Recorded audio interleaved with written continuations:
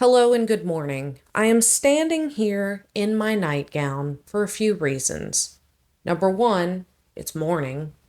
Number two, I'm not wearing a bra, and what better outfit to not wear a bra with than a nightgown? An old lady moo as we would say in the South. Maybe they say it elsewhere. I don't know. But number three, I am going to a fertility specialist today. I have referenced going to St. Louis to a fertility specialist, and it is finally happening. We are going to one. Earlier this month, I went to see my gynecologist, and I was convinced. Honestly, because she kind of implied it, that we could get on ovulation medicine. We wanted to see what my cycle would do during the summer. My cycle was acting right, but I continue to not ovulate. And I thought for sure I would get on an ovulation medicine. And spoiler alert, that did not happen. I actually did film right after the appointment. It's bad lighting in a parking garage, but I want to show you anyway because it was like fresh and I kind of, the longer you get out from doctor's appointments, the more you're like, what the hell happened in that appointment? So I do want to show you guys. So editing, maybe do something like aesthetic and girly to bring us back to like a month ago.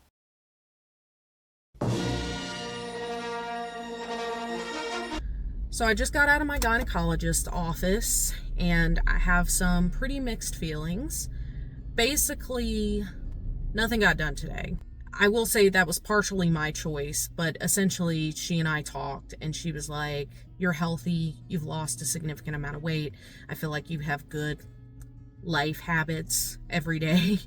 And so I'm not sure why you're not getting pregnant or you're not ovulating. It's strange to me that you're not. Maybe instead of just giving you medication, we should investigate why. So I got referred to the specialist in St. Louis. I sound bitter and I'm not like necessarily bitter at her. I'm just bitter at the situation. I'm just bitter that it's taking so long to figure all this out. She raised the point that like, yes, we can get me on ovulation medicine, but if it doesn't work, then I will have a diagnosis of like sub-infertility or something like that. And so basically things will be more expensive going through insurance. Everything will be more expensive. And it might be a good idea to investigate why, because all signs point to I should be able to get pregnant. I feel like at any point, if I'm like, I don't want to do this, just put me on the ovulation medicine, I could maybe have that ripcord. That was kind of the vibe I got. But, I mean, some part of me knows that she's right. Like, why can't I get pregnant? What is going on? I don't really know what to say. I'm kind of upset. This is not really where I wanted to be when I left this appointment. I wanted to leave triumphant, and I had this feeling this morning in the pit of my stomach that that wasn't going to happen today. And it didn't. So, I really don't know what's going to happen. What I'm afraid of is it's going to be like, okay, we're going to get this done. We're going to have to wait another 6 months. And I'm just so over it. I'm frustrated. Okay, so that's about it. 3 weeks later. So there you have it. That is what happened. I still have mixed feelings about it. I may be leaning good. It would be nice to know what's going on. I just am not convinced that I'm going to find that out, which is partially why I have mixed feelings. You feel me? No? That's okay. So we're heading to St. Louis. It is a weekday. I took the entire day off work and I am really nervous, but we are going to try to make a day of it. I'm going to be real with you guys. I'm going to take you along. We are going to eat some food exclusive to St. Louis and it will be not healthy. I'm going to be real with y'all, but there's food we look forward to eating when we go there. It's a few hours of a drive, so, might as well take advantage. There's also a Trader Joe's over there that I really want to go to, so I'm pretty excited to go and peruse that.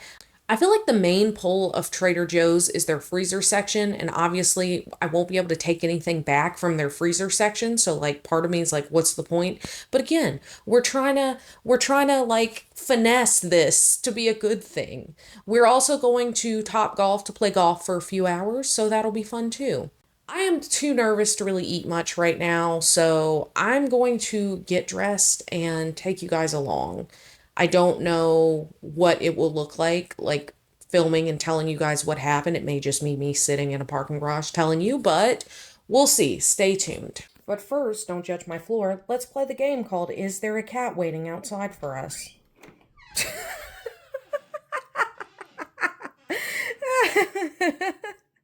Come on in, guys. Jesus Christ.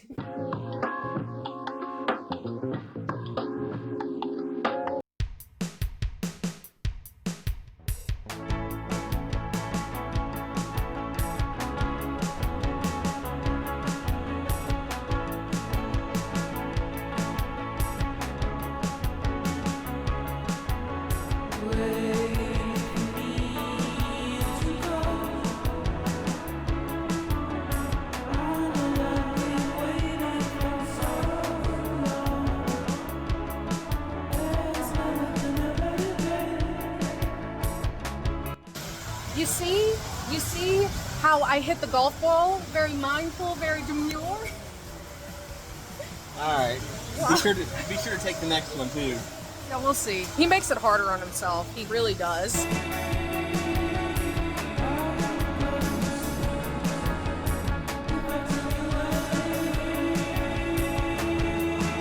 $200 later. So we just got out of the doctor's office. I filmed a little of walking in there, but otherwise, like, I can't, like, be filming in there. Moreover, I just wanted to, like, focus on what all she was saying. It was a lot. It was a lot of, like, here's all the things we can test for. Here's all the things that we can just go ahead and do. Yeah, it was a lot to take in. I personally kind of knew because I am a doctor now. No, just reading a lot of books, mainly the It Starts with the Egg book. I was pretty nervous going in there. I felt the anxiety.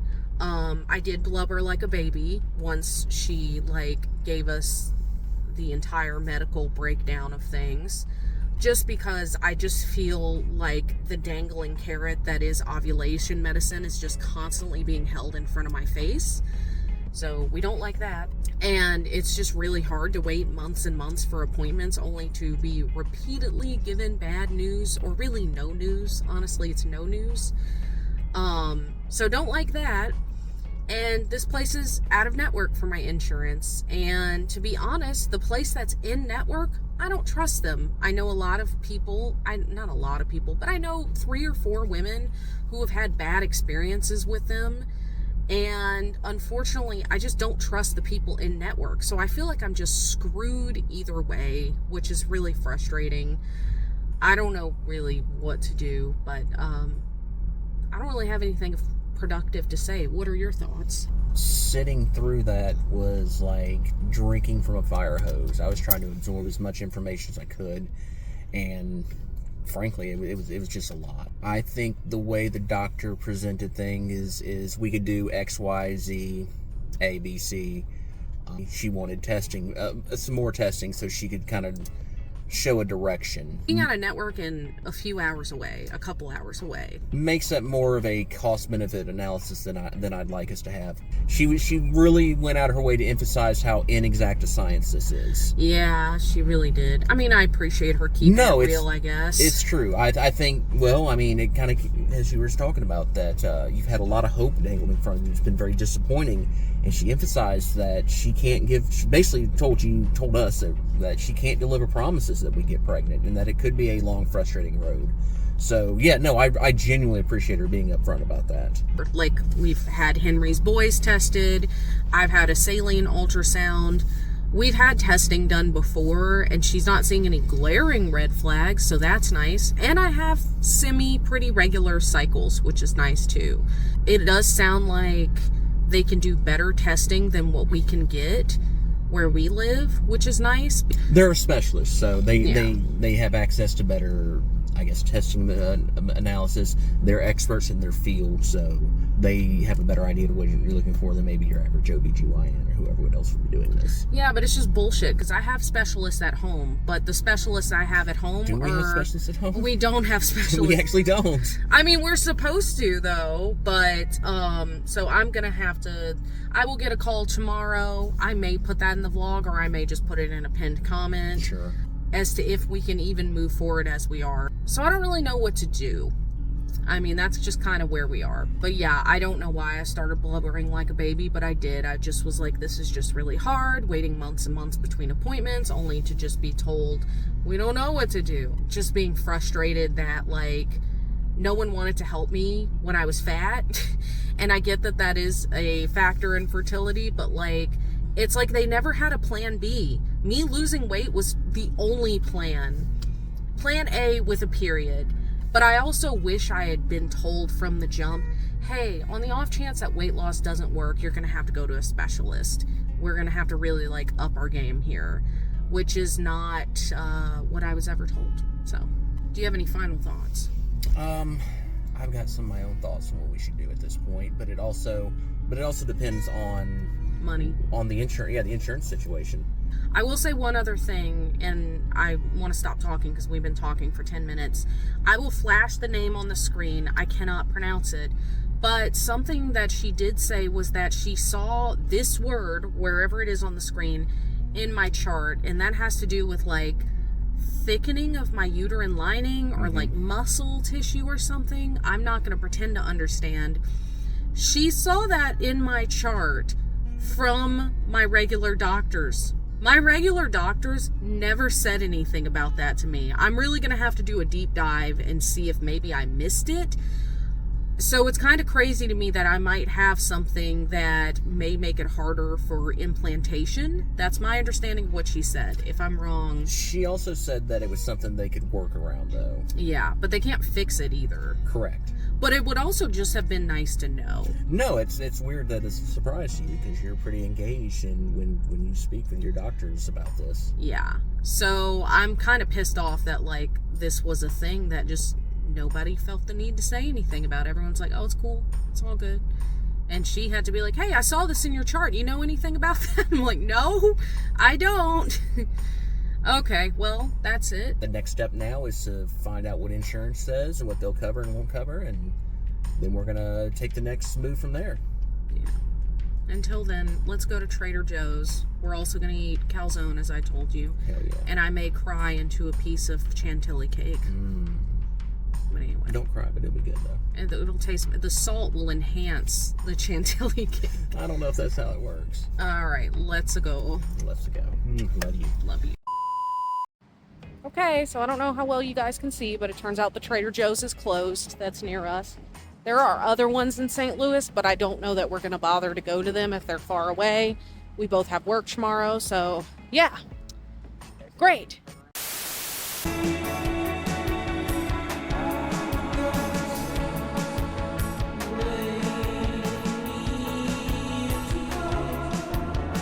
Never eat anything with the sauce I have to dip myself. Drizzle it on for me. I'm not your maid.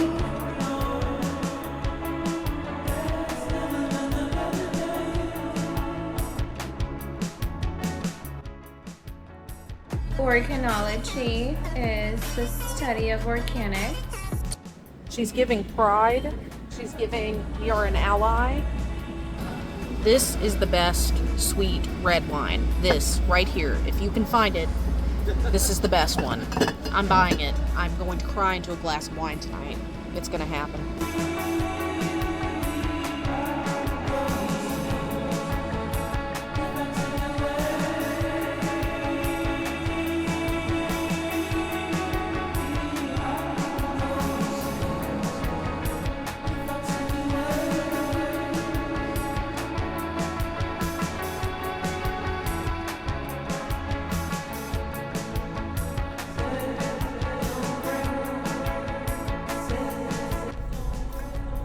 Right, it doesn't need the salt from my tears.